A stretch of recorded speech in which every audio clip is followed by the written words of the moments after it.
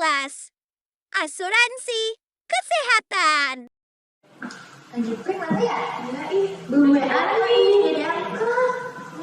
Baru aja. Soalnya teman-teman, saya Pak. Dari mana Kak? Dari rumah sakit. Bantuin temen kita, Tony. Tony, sakit.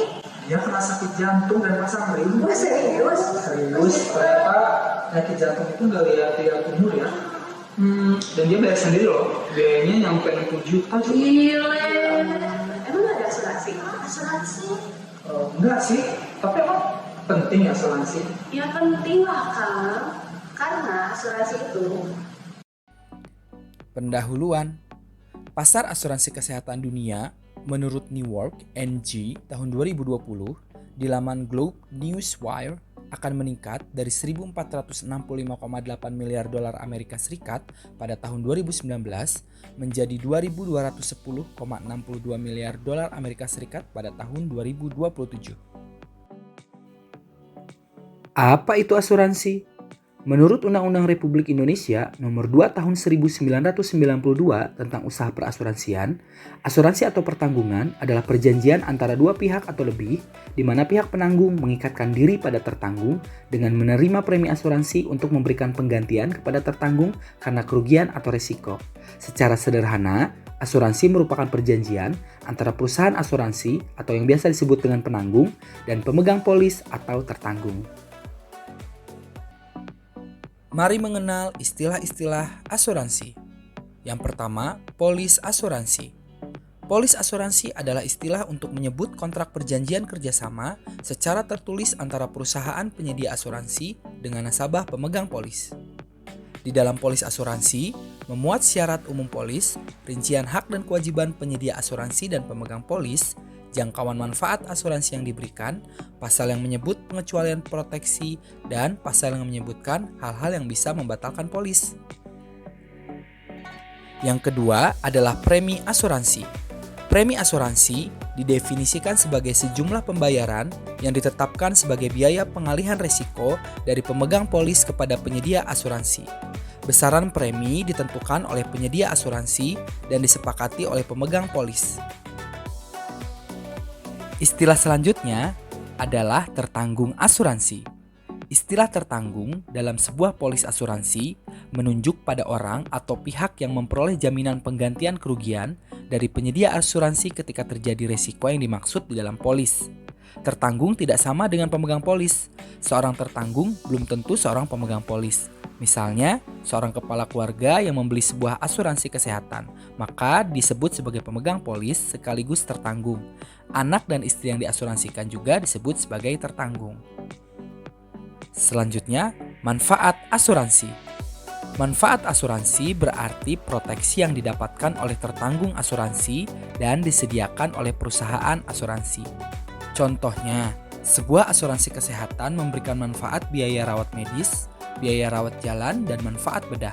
Itu berarti ketika tertanggung asuransi jatuh sakit dan membutuhkan perawatan, penyedia asuransi akan memberikan penggantian biaya rawat medis dan juga manfaat asuransi dalam bentuk dan santunan seperti yang terdapat dalam asuransi kesehatan berjenis Hospital Cash Plan.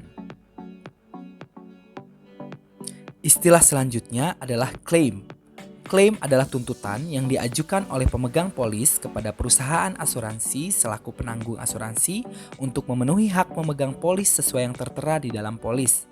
Contoh mudahnya, jika seorang memiliki asuransi kesehatan yang menanggung manfaat sakit tipes, ketika suatu saat pemilik asuransi tersebut jatuh sakit dan harus dirawat di rumah sakit karena penyakit tipes, maka bisa mengajukan klaim manfaat kepada penyedia asuransi.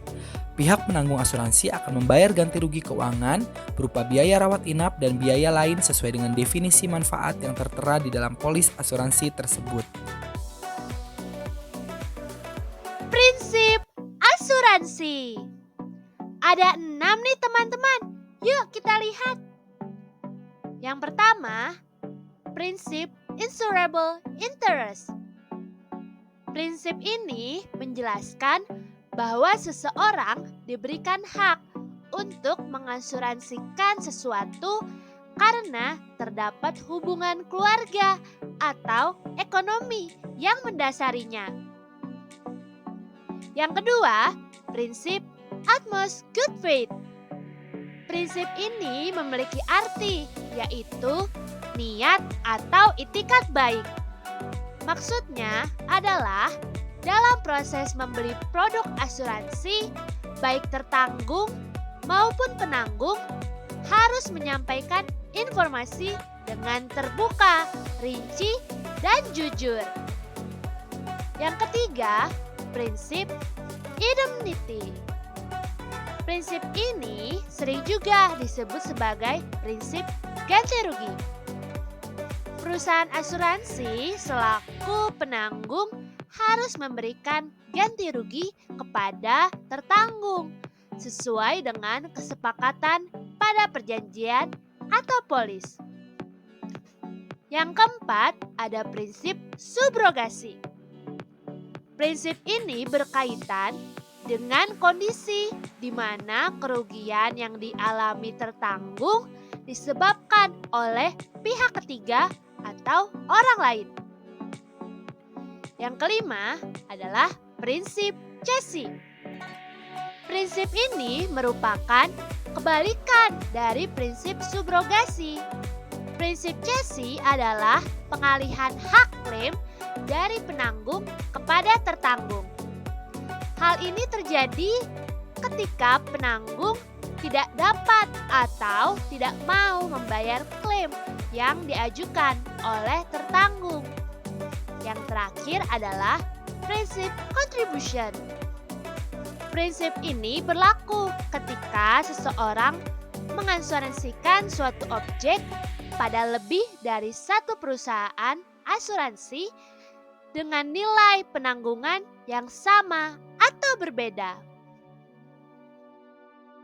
Kenapa sih kita perlu asuransi kesehatan? Asuransi kesehatan dapat berperan sebagai salah satu instrumen pembiayaan yang dapat mencapai tujuan Universal Health Coverage.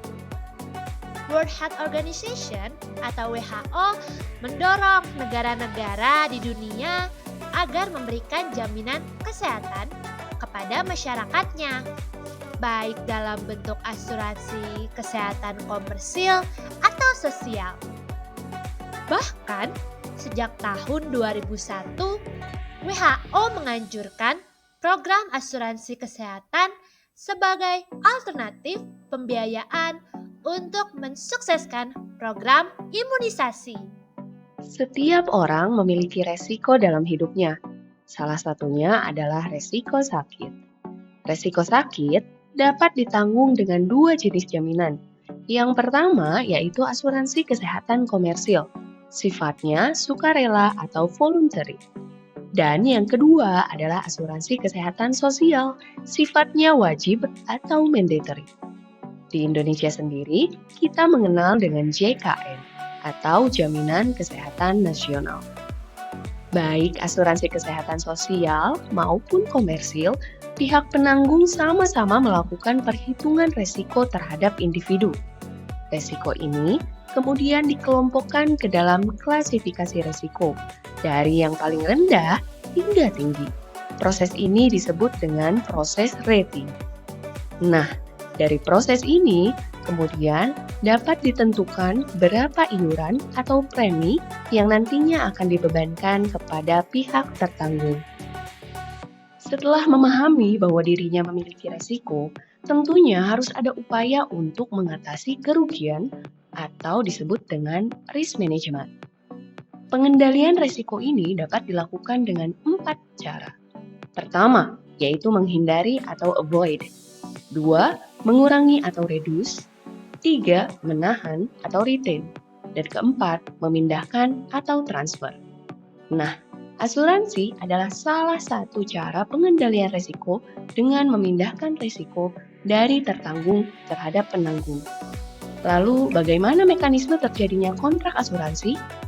Ketika seseorang ingin memiliki jaminan asuransi kesehatan, maka ia akan menentukan terlebih dahulu jenis asuransi mana yang ia inginkan.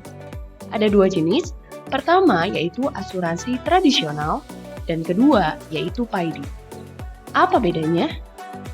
Asuransi tradisional adalah salah satu jenis produk pertanggungan murni yang dapat dijadikan sebagai jaminan hari tua.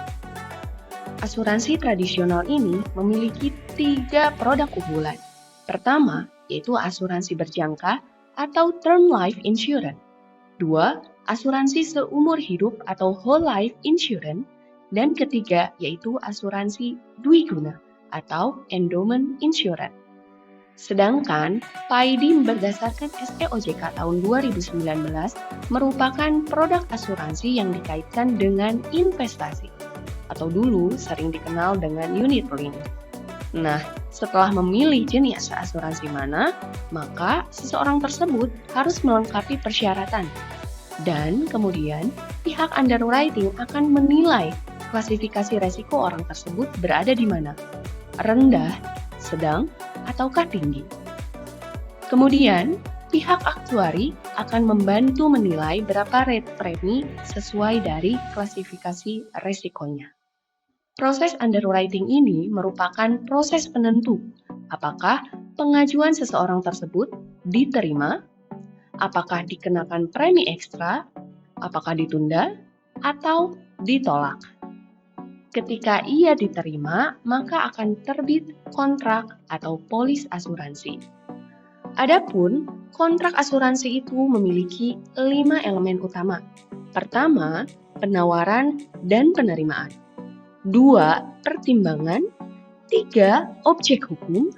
4, pihak yang berkompeten. Dan 5, pernyataan hukum. Nah, jadi demikian presentasi dari kelompok kami. Semoga bermanfaat untuk kita semua. Dan jangan lupa untuk teman-teman cepat-cepat punya asuransi ya.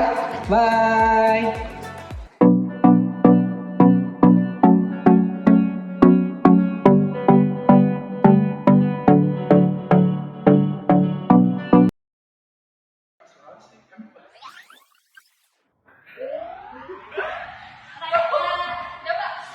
Tumpah demi apa?